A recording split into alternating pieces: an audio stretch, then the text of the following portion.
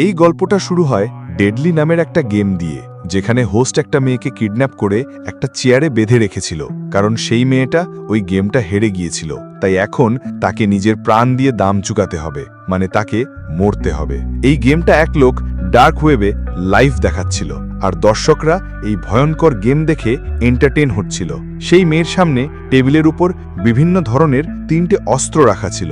Host দর্শকদের বলল যে যেই আমাকে সবচেয়ে বেশি টাকা পাঠাবে, আমি তার পছন্দ করা অস্ত্র দিয়ে এই মেয়েটাকে লাইভ মেরে ফেলবো। তখন এক মেয়ে তাকে $500 পাঠালো আর বলল যে সে যেন চেনস দিয়ে ওই মেয়েটাকে মারে। তারা একটুও দয়া না করে চেনস হাতে তুলে নিয়ে সবার সামনে ওই মেয়েটাকে কেটে মেরে ফেলল। ঠিক তখনই খবর পাওয়া গেল যে পুলিশ এই ঘটনার খবর পেয়ে গেছে, আর তারা গেমটা থামানোর জন্য ঘটনাস্থলে পৌঁছে গেল। কিন্তু সেখানে 2জন মানুষ ছাড়া পুলিশ আর কাউকে খুঁজে পায়নি। চারদিকে তল্লাশি চালিয়ে তারা একটা কন্টেনারের ভেতরে একটা বাচ্চাকে পেয়েছিল। বাকিরা সবাই পুলিশ আসার আগেই পালিয়ে গিয়েছিল। এখান থেকে দৃশ্যটা কেটে আমাদের কয়েক মিনিট আগের দৃশ্য দেখানো হয়। বেন ক্লান্তশ্রান্ত হয়ে বাড়ি ফিরেছিল। তখনই সে খবর পেল যে সেই লোক আবার গেমটা চালু করে দিয়েছে। খবর পাওয়া মাত্রই সে দৌড়ে পুলিশ স্টেশনে চলে গেল, যেখানে বসে সব অফিসাররা সেই ডার্ক ওয়েব গেমটা দেখছিল। সেই একই প্রেজেন্টারের শো, যাকে এখনো পর্যন্ত তারা ভালোভাবে ট্র্যাকও করতে পারেনি। গেমে সেই লোক 2জনকে কিডন্যাপ করে রেখেছিল আর জোর করে তাদের দিয়ে রক পেপার সিজার্স খেলাচ্ছিল। তারা 2জনেই জানতো এই খেলাটা শেষ হলেই তাদের প্রাণ যাবে, আর যখন তারা খেলতে অস্বীকার করলো তখন তাদের টেজার গান দিয়ে শক দেওয়া হলো। বাধ্য হয়ে তারা খেলতে শুরু করলো, আর সেখানে মেয়েটা খেলায় হেরে গেল, যার কারণে এবার তাকে মেরে ফেলার পালা এলো। এটাই সেই দৃশ্য ছিল যেটা মুভির একইভাবে শুরুতে আমাদের দেখানো হয়েছিল, যে কিভাবে তারা ওই মেয়েটাকে চেনস দিয়ে মেরে ফেলে। এসব দেখে সঙ্গে সঙ্গে বেন সাইবার সিকিউরিটির কাছে যায় আর প্রেজেন্টারকে ট্র্যাক করার নির্দেশ দেয়। তখনই জানা গেল যে প্রেজেন্টার এমন একটা সিস্টেম ব্যবহার করছে যেটা পুলিশও ট্র্যাক করতে পারছে না। প্রতিবার ট্র্যাক করার লোকেশনই ভুল বের হয়, আর গেম চালানোর লোকটা বেঁচে যায়, যার ফলে সময়ের সাথে সাথে সে নিরীহ মানুষের প্রাণ নিয়ে নিচ্ছিল। এখান থেকে দৃশ্য পাল্টে গেল, আর আমাদের দেখানো হলো কাতিয়া নামের এক মহিলাকে। আজ ছিল তার নতুন চাকরির প্রথম দিন। সে তার কাস্টমারদের খুব ভালোভাবে সামলাচ্ছিল। তখনই তার সহকর্মী সোফিয়া তার কাছে এলো। এরপর আমাদের আবার সেই প্রেজেন্টারকে দেখানো হলো যে পুরোপুরি কাতিয়ার ওপর নজর রেখেছিল। কাতিয়ার সাথে আরও 3জন মানুষ ছিল, যাদের ওপরেও সে নজর রাখছিল। হয়তো সে এদেরও কিডন্যাপ করে শিকার বানাতে চাচ্ছিল।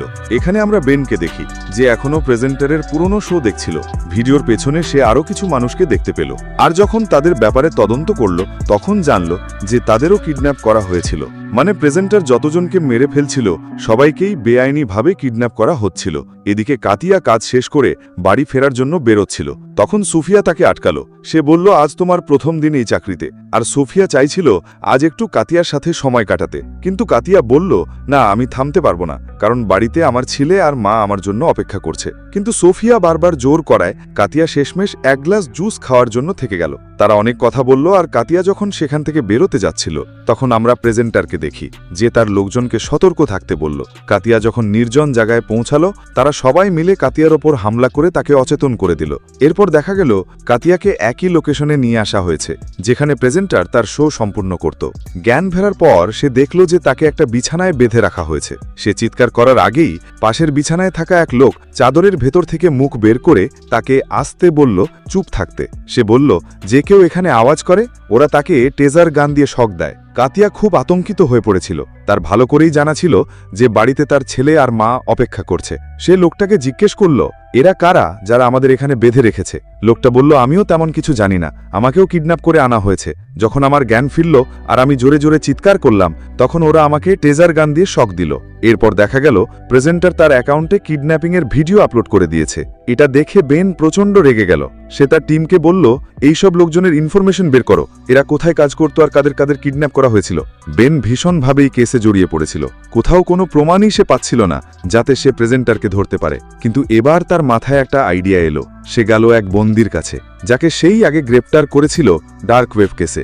আসলে এই ছেলেটা এক ডার্ক ওয়েব লোককে ধরে তার খুন করেছিল, আর ডার্ক ওয়েব লোকজনকে কিভাবে ধরা যায় সেটা সে খুব ভালো জানত। বেন সেই বন্দিকে শোতে কিডন্যাপ হওয়া লোকজনের ছবি দেখালো এবং তাদের ব্যাপারে বলল। সে চাইছিল এই বন্দি তাকে সাহায্য করুক সেই প্রেজেন্টারকে ধরতে, কিন্তু বন্দি বেনের আশা ভেঙে দিল।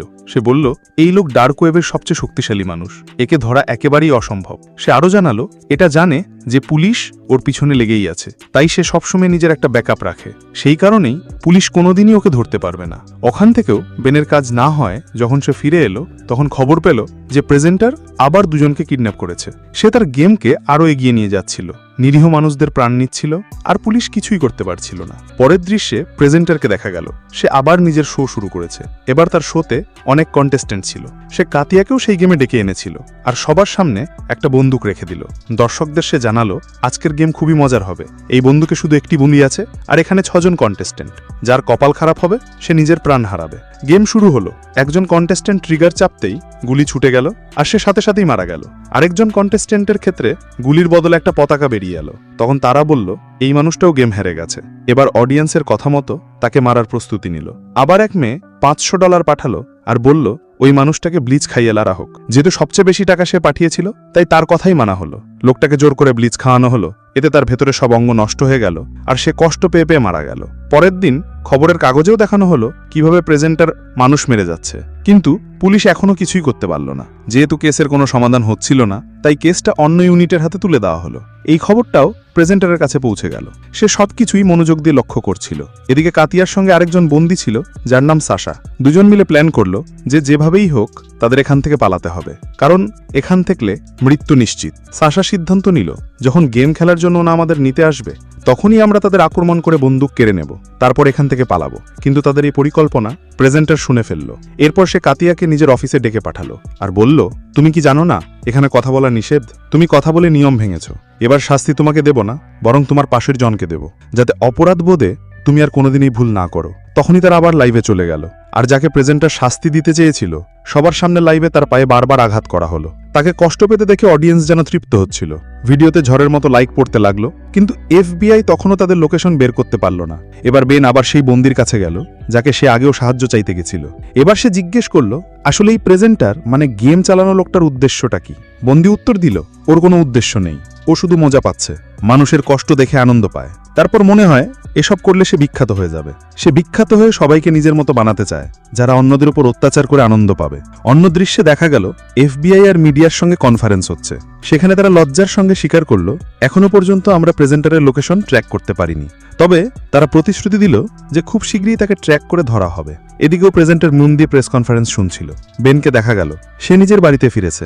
সেখানে তার জন্য একটা সারপ্রাইজ অপেক্ষা করছিল। তার স্ত্রী জানালো যে তাদের ঘরে একটি মেয়ে সন্তান জন্ম নিতে চলেছে। এটা শুনে বেনের খুশি হওয়া উচিত ছিল, কিন্তু সে আনন্দ প্রকাশ করতে পারল না, কারণ সে কেসে পুরোপুরি ডুবে গেছিল।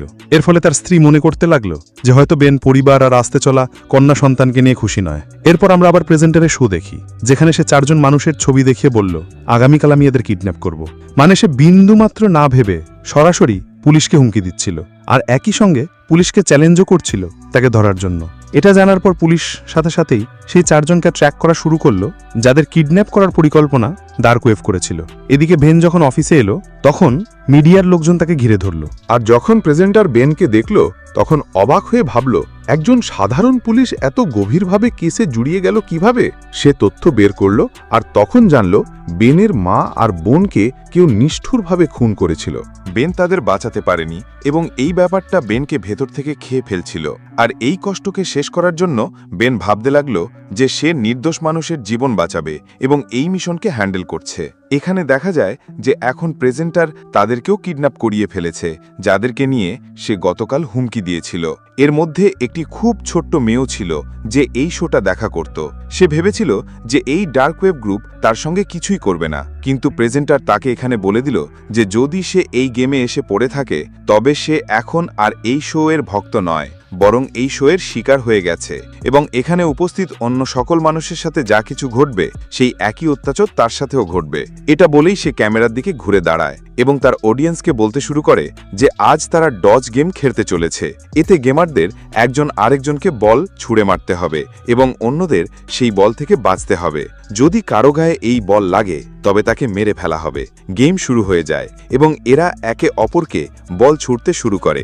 অনেকেই এখানে হেরে যায়। ঠিক তখনই যখন সেই ছোট মেয়েটি আর এক বৃদ্ধ লোকের পালা আসে, তখন বৃদ্ধ লোকটি বলটিকে নিচে ফেলে দেয়। মেয়েটিকে মারার বদলে সে প্রেজেন্টারকে বলে, আমি আমার হার মেনে নিচ্ছি, আমি এই মেয়েটিকে মারতে পারবো না। তার কথা শুনে প্রেজেন্টার উত্তর দেয়, এখানে এই গেম তোমার ইচ্ছে মতো খেলা হয় না। তখনই সেখানে সেই বৃদ্ধ লোকের হাতে একটা কাঁটাযুক্ত তারের টুকরো এসে পড়ে। এটা বেশ ধারালো ছিল, যা সে নিজের জুতোর নিচে লুকিয়ে রাখে। এরপর থেকে অনেকদিন এভাবেই কেটে যায়, আর প্রেজেন্টার এই শোকে অন এয়ার করে না। অনেকদিন পর যখন তার শো আবার চালু হয়, তখন বেন সহ সব পুলিশ অফিসাররা সেই শো দেখতে থাকে। এখন যেহেতু প্রেজেন্টার বেন সম্পর্কে জেনে গিয়েছিল, তাই সে বারবার শোটে বেনের নাম নিচ্ছিল। সে এটাও জেনে গেছে যে এই সময় পুলিশও এই শোকে দর্শকদের সঙ্গে দেখে নিচ্ছে। সে পুলিশদেরকেও জানিয়ে দেয় যে গতকাল সেই বৃদ্ধ লোক নিয়ম ভেঙেছিল, যার কারণে এখন তাদের দুজনের জীবন যাবে। কিন্তু এখানে বেন একজনকে বাঁচাতে পারবে। যদি সে বেছে বলে দেয় কাকে মারা হবে, তবে একজনকে বাঁচানো যাবে, না হলে দুজনকেই মেরে ফেলা হবে।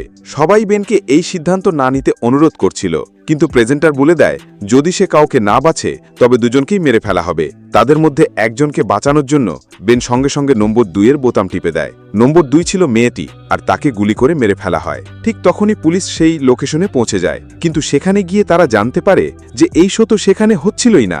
যে লোকেশনটা তাদের জানানো হয়েছিল সেটা ভুয়া ছিল। হাসতে হাসতে প্রেজেন্টার বলে দেয়, তোমার সঙ্গে আমি খেলছিলাম, তুমি কি ভেবেছ এত সহজে আমার আসল লোকেশনে পৌঁছে যাবে?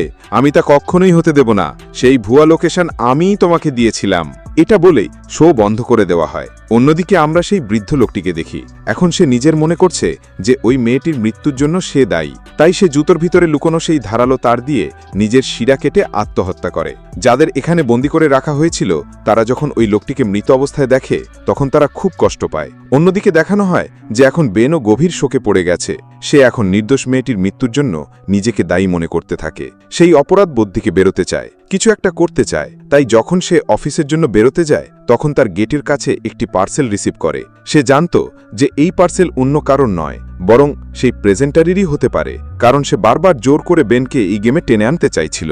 এখানে আমরা দেখতে পাই যে প্রেজেন্টার নিজেই কাটিয়ার কাছে চলে এসেছে। প্রেজেন্টার কাটিয়াকে বলে দেয়, তোমার আজ মৃত্যুর দিন, তুমি যদি চাও তাহলে তুমি তোমার ছোট লাইনের সাথে কথা বলতে পারো। তার কথা শুনে কাটিয়া অবাক হয়ে যায়, কারণ ছোট লাইন বলে সে তার ছোট ছেলেকেই ডাকত। কিন্তু এই ব্যাপারটা প্রেজেন্টার কিভাবে জানল? তার মনে পড়ল যে শেষবার সেই কথা নিজের এক সহকর্মীকে বলেছিল। যাই হোক, এখন সে তাকে অন এয়ার নিয়ে যায়, যেখানে তাকে জিজ্ঞাসা করা হয়, তুমি কাকে মিস করছো? কাটিয়া উত্তর দেয়, আমি আমার ছেলে আর আমার সহকর্মীকে মিস করছি। এতেই বেনের তার ইতিহাস মনে পড়ে যায়। বেন তার বিষয়ে ইনভেস্টিগেশন করিয়েছিল, আর তখন সে জানতে পেরেছিল যে কাটিয়া আসলে কেবল একদিনের জন্যই সেই চাকরিতে যোগ দিয়েছিল। যদি সে তার সহকর্মী কলিয়া হয়, তাহলে এর মানে এটা বেনের জন্য একটি ইঙ্গিত, অর্থাৎ নিশ্চিতভাবেই তার সহকর্মীও এদের মধ্যে জড়িত। তাই সে সঙ্গে সঙ্গেই তার সহকর্মী সোফিয়ার কাছে চলে যায়। সেখানে প্রথমে সোফিয়া তার সাথে কোনো কথা বলে না, কিন্তু পরে সে কিছু লিখে বেনকে জানায় যে তার ছেলেকেও এরা অপহরণ করেছে। ক্যামেরার মাধ্যমে প্রেজেন্টার তাদের দেখতে পারে। সে যা কিছু কাটিয়ার সাথে করেছে তা করা তার জন্য একটা বাধ্যবাধকতা হয়ে গিয়েছিল। বেন তাকে জিজ্ঞেস করে, তুমি যখন তোমার ছেলেকে মুক্ত করতে গিয়েছিলে, তখন তোমার ছেলে কোথায় ছিল? সোফিয়া তাকে সেই জায়গার কথা বলে দেয়। বেন বুঝে গিয়েছিল নিশ্চিতভাবে প্রেজেন্টার সেখানেই তার শো পরিচালনা করে। কাউকে না জানিয়ে সে সেই জায়গায় পৌঁছে যায়। যাওয়ার আগে বেন ব্যাকআপ পুলিশও ডেকে রেখেছিল। এই সময় আমাদের শোর ভেতরে দেখানো হয় যখন সব কন্টেস্টেন্ট গেম খেলছিল, তখন তাদের হাতে বন্দুক দেওয়া হয়েছিল। এবার সব কন্টেস্টেন্ট ঠিক করে ফেলে যে এবার তারা একে অপরকে মারবে না, বরং এখানে যারা কর্মচারী আছে তাদের মেরে তাদের ওপর দখল নেবে। তারা গুলি চালানো শুরু করে। জবাবে প্রেজেন্টারের নিরাপত্তারক্ষীরাও গুলি চালায়, আর সেই গুলিতেই 2 গেমার মারা যায়। কিন্তু 3 জন এখান থেকে পালানোর চেষ্টা করে, যার মধ্যে কাটিয়াও ছিল। কাটিয়া তার এক সঙ্গী সাশাকে নিয়ে যখন বেরোচ্ছিল, তখন এক গার্ড তাকে ধরে ফেলে। কাটিয়া তাকে বাঁচাতে দাঁড়িয়ে যায়, কিন্তু সাশা তাকে বলে, তুমি দৌড়াও, তুমি এখান থেকে পালিয়ে যাও, আর পুলিশকে এখানে লোকেশনের খবর দাও। সে এখান থেকে বেরোতে যাচ্ছিল, কিন্তু ঠিক তখনই বেনের সঙ্গে ধাক্কা খায়। কাটিয়াকে ভীত সন্ত্রস্ত দেখে বেন তাকে সান্ত্বনা দিয়ে বলে, এখন এখানে ব্যাকআপ পুলিশও চলে আসবে আর সব কিছু স্বাভাবিক হয়ে যাবে। এরপর কাটিয়াকে কোথাও লুকিয়ে রেখে সে সামনের দিকে এগোতে থাকে। তখন প্রেজেন্টার একটি ঘরের ভেতরে বসেছিল। তাকে দেখে প্রেজেন্টার বলে, যদি তোমার সাহস থাকে তবে আমাকে গুলি করে মারো। বেন এখানে একটুও না ভেবে সঙ্গে সঙ্গে তাকে গুলি করে মেরে ফেলে। তার কাছে গিয়ে যখন সে তার মাস্ক খোলে, তখন সে বুঝতে পারে যে সেখানে প্রেজেন্টার ছিলই না, বরং তার জায়গায় একটি নির্দোষ মেয়েকে ফাঁদে ফেলা হয়েছিল। আর এখন তার জীবন বেনই নিয়ে ফেলেছে। আর প্রেজেন্টার বেন আসার আগেই এখান থেকে পালিয়ে গিয়েছিল। সবকিছু লাইভ চলছিল, আর এটা দেখে দর্শকরা হাসতে শুরু করে। বেনকে নিয়ে প্রচণ্ড উপহাস হতে থাকে। কিছুক্ষণ পরে পুলিশ এসে কাটিয়াকে উদ্ধার করে, কিন্তু এখানেও তাদের কাউকে পাওয়া যায়নি। বাইরে প্রেজেন্টারের স্ত্রী তার জন্য অপেক্ষা করছিল। প্রেজেন্টার গাড়িতে বসে এবং তার স্ত্রী গাড়ি চালিয়ে তাকে নিয়ে এখান থেকে অনেক দূরে চলে যায়। সেখানেই আমরা জানতে পারি যে প্রেজেন্টারের স্ত্রী আর কেউ নয়, বরং সোফিয়াই ছিল, আর সোফিয়াই বেনকে ফাঁসানোর পুরো পরিকল্পনা করেছিল। গল্পের শেষ দৃশ্যে আমরা আবার প্রেজেন্টারকে দেখি, যে আজ আবার অন এয়ারে এসেছিল।